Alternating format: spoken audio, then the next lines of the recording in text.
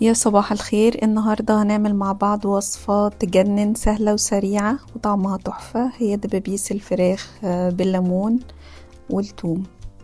هنبدأ مع بعض. هنجيب في بولة هنحط التوابل بتاعتنا. نحط معلقة من الملح، نص فلفل اسود،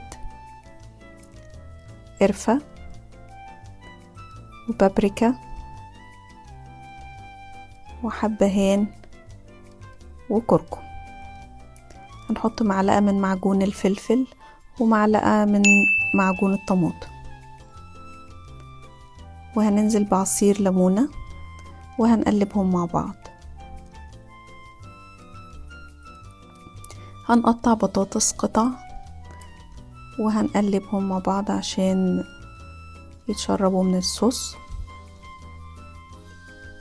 بعد كده هننزل بالدبابيس ونغلفهم كلهم مع بعض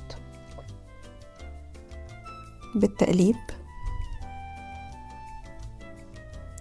وهننزل بفصين توم،